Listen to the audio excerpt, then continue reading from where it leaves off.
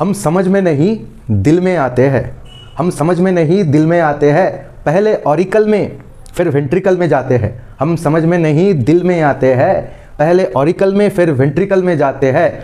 Oxygen लिए बाएं फिरते हैं, कार्बन डाइऑक्साइड को लेके दाएं गिरते हैं। ऑक्सीजन लिए बाएं फिरते हैं, कार्बन डाइऑक्साइड को लेके दाएं गिरते हैं। चार कमरे में बंद करता हूँ मैं ड्यूटी, चार कमरे में बंद करता हूँ मैं ड्यूटी और लिखता हूँ PQRST। तो समझ में आया कुछ? यहाँ पे मैं हम लोगों का हार्ट के बारे में बताया।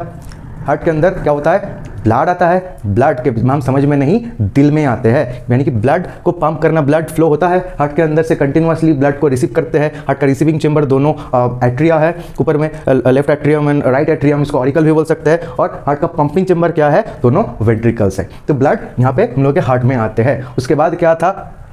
लेफ्ट साइड में ऑक्सीजन लिए बाएं फिरते हैं। हार्ट का जो left side, left auricle, left ventricle, यहाँ से continuously oxygen rich blood flow होता है। उसके बाद ये ऑक्सीजन को लेफ्ट एट्रिया रिसीव करते हैं, लेफ्ट वेंट्रिकल में भेजते हैं। दोनों के बीच में जो गेट है, जो दरवाजा है, बाइकास्पिड वाल्व, वो ओपन होता है। और फिर क्या होता है? फिर जब भर जाता है लेफ्ट वेंट्रिकल ब्लड से, तब ये दरवाजा बंद हो जाता है, ब्लड को भेज दिया जाता है एओर्टा के थ्रू पूरे बॉडी में। उसके बाद कार्बन डाइऑक्साइड को लेके दाएं गिरते हैं। कार्बन डाइऑक्साइड रिच ब्लड कहाँ पे फ्लो होता है? हार्ट के राइट साइड में। तो हार्ट का लेफ्ट साइड हमेशा ऑक्सीजन रिच ब्लड को कैरी करता है, हार्ट का राइट साइड हमेशा कार्बन डाइऑक्साइड रिच ब्लड को कैरी करता है। अब चार कमरे में बंद करता हूं मैं ड्यूटी, दोनों ऑरिकल, दोनों वेंट्रिकल, हार्ट में हार्ट का चार चेंबर्स है और लिखता हूँ PQRST। अब ये वाला देखना, PQRST क्या है?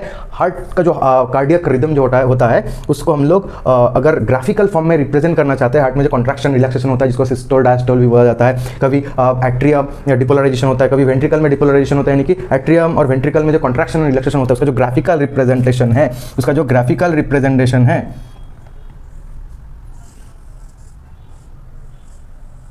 इसको क्या बोलते हैं हम लोग? इसको बोलते हैं ECG, इलेक्ट्रोकार्डियोग्राम। इलेक्ट्रोकार्डियोग्राम, और ये ग्राफ को इलेक्ट्रोकार्डियोग्राफ बोला जाता है। ठीक है, तो ये ग्राफ में क्या होता है? पहला जो यहाँ पे नॉच क्रिएट हुआ है पॉजिटिव आइसोइलेक्ट्रिक लाइन के ऊपर के तरफ, ठीक है, इसको P बोलते हैं।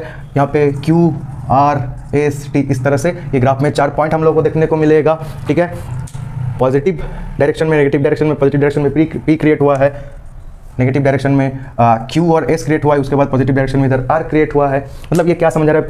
P से हम लोगों को पता चलता है एट्रियल डिपोलराइजेशन, यानी कि एट्रिया जब ब्लड पंप करना स्टार्ट करते हैं। QRS से हम लोगों को क्या पता चलता है? QRS से हम लोगों को पता चलता है वेंट्रिकुलर डिपोलराइजेशन, यानी कि जब वेंट्रिकल ब्लड को पंप कर रहा है पूरे बॉडी में ब्लड सप्लाई करने के लिए। और लास्ट में आता है T समझाता है, T बुझाता है हम लोग को वेंट्रिकुलर रिपोलराइजेशन। वेंट्रिकुलर रिपोलराइजेशन से हम लोग को T के बारे में पता चलता है। और यहाँ पे एक U भी हो सकता है जो कि पैपिलरी मसल, यहाँ पे जो पैपिलरी मसल जो कि कॉर्डी टेंडी को पकड़ के रखता है, उस पैपिलरी मसल का रिपोलराइजेशन को हो जाता है U।